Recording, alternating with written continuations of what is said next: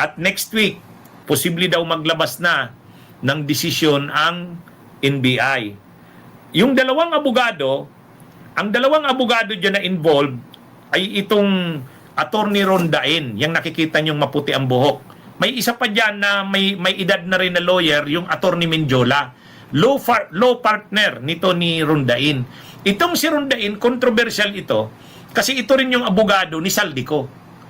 May mga bata pang lawyer silang kasama dyan, may mga bata pa silang lawyers na kasama, pero mas ang humarap sa NBI itong dalawa, si Attorney Rondain at Attorney Menjola. Ang sinasabi nila Attorney Rondain at Attorney Menjola, totoo yun, nakipag-meeting sila doon sa talent manager o Bugaw.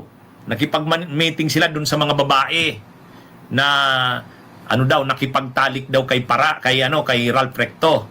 Nakipag-meeting sila. Pero sabi ni Attorney Rondain sa kanila Attorney Menjola, hindi naman 3 beses, 2 beses. At sa 2 beses na yun na meeting, ang pinag-usapan lang naman, gagawa nila ng affidavit yung mga babae.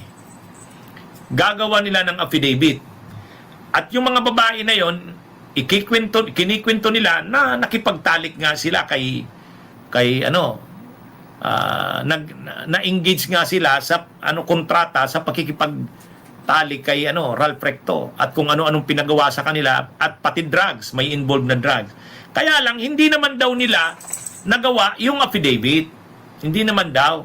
Hindi natapos 'yon. Wala naman daw silang nagawa. Yun lang ang usapan. Nakadalawang meeting lang. Kaya, kumbaga, gumawa ba sila ng affidavit para doon sa mga babae? Hindi. Ninotarize ba nila ito? Hindi, kasi wala nga silang nagawa. So, kaya, yun yung kaya malakas ang loob magsabi nitong mga abogado na wala. Ano naman ang nagawa naming krimen dyan? Hindi naman namin sila ginawa ng affidavit kasi hindi naman natuloy. Pangalawa, hindi naman namin ninotarize kasi wala ngang affidavit na nagawa. Pero totoo daw na nakipag-meeting. Ay sila naman daw nag-attend sa meeting para alamin ano bang plano, ano bang trabahong ibinibigay sa kanila. At sila naman, sumipot sila sa meeting dahil kabats ni Attorney Rondain, classmate niya, itong si Paras. Parang humingi ng tulong si Paras. Kaya si Paras dito ang nadidiin. Kumbaga, ang ginagawa nitong mga abogado, dumidistansya. Dumidistansya mga kabunyog, mga kababayan. Yan yung dito. Ang sinasabi ng ang sinasabi nitong mga abogado, ano naman yun? 2 meeting, oo, nandyan talaga kami. Pero sabi niya, hindi naman nilang nagawa yung trabaho nila. Hindi sila gumawa ng affidavit kasi hindi naman natuloy. Hindi rin nila ninotarize kasi wala ngang affidavit na nagawa. Pero, totoo daw na ang pinag-uusapan, gagawa nila ng affidavit yung mga babae. At gagamitin yon para i-expose si Recto, si Ralph Recto. Yun na nga yung tinatawag na honey trap. So mukhang marami ditong ipapaliwanag si Paras. Si Paras, mga kabunyog. Kasi siya yung tinuturo ng mga babae. Siya rin yung tinuturo ng talent manager, yung Bugaw. Siya rin yung tinuturo nitong 2 abogado.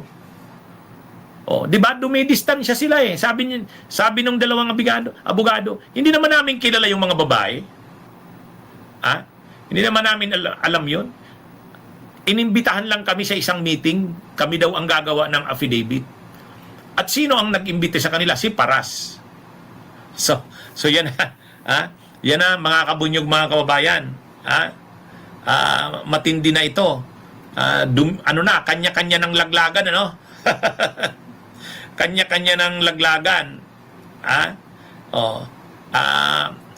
Sabi ni Ma'am Real Aison, pero the fact na lawyer sila ni Saldico, parang may something. Oo nga, mag-iisip ka parang may something. Pero ang sinasabi naman nila, walang kaugnayan daw dyan si Saldico.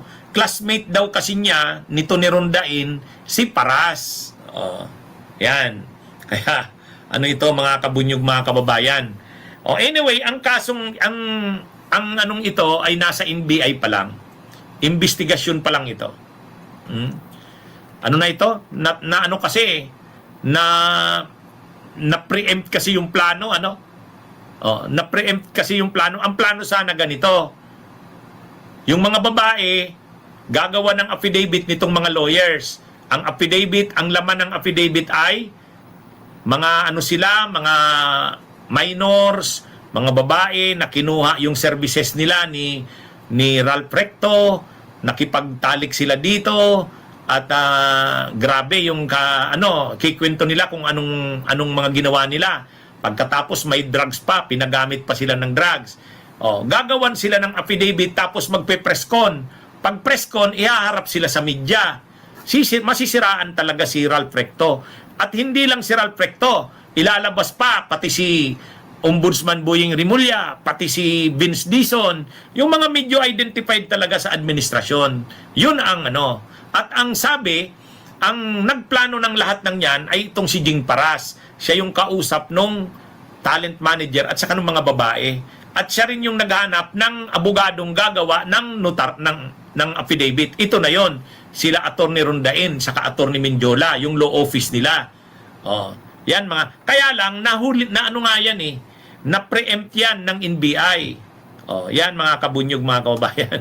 Yan ang kwento niyan. So ngayon, ang sabi naman ang palusot diyan ni Paras ganito.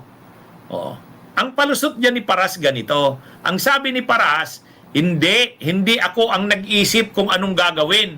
Yang mga babae na yan, lumapit sa akin, sabi niya. Yung talent manager na yan, lumapit daw sa kanya. Kasi nakukonsensya na daw sila sa nangyayari sa bansa. Kilala daw siyang anti-corruption advocate, kaya lumapit sa kanya. Nagpapatulong na gusto daw nilang i-expose yung ginawa sa kanila ni Ralph Recto. Kaya hindi daw sa kanya galing. Kumbaga siya yung gustong katulungin nitong mga babae at saka nung talent manager. Kasi gusto nilang i-expose sa publiko yung ginawa ni Ralph Recto. Ngayon, para matulungan ito, mga babaeng ito, naghanap siya ng abogado. Ito nang sila Rondain. Yan mga kabunyog ang ano dyan. Yan yung kwento dyan. Kaya ngayon, ang tanong, papaniwalaan ba ng NBI yung kwento ni Paras? Kasi ang ginagawa dyan ni Paras, binaliktad. Kumbaga, si Paras, sabi niya, hindi siya ang nag-isip. Lumapit sa kanya yung mga babae na yan, yung talent manager. Kasi nagpapatulong nga, kasi nakukonsensya sila sa ginawa nila. Gusto daw nilang ipaalam sa publiko yung ginawa ni Ralph Recto para maturuan ng leksyon. Kasi kilala daw siyang anti-corruption. Anyway, yan mga kabunyog, mga kabayan. Okay. Abangan natin next week kung anong mangyayari dito sa anong ito. Basta't ang nangyayari dyan, parang si Paras ang malalagas at yung mga abogado, dumidistansya na kay Paras. Ano ba yan? Laglaga na. Okay, magandang araw sa inyong lahat. Mabuhay po tayo.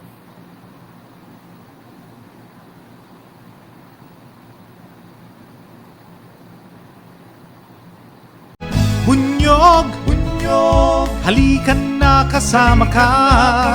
Bunyog, kapag buklod ay may pag-asa.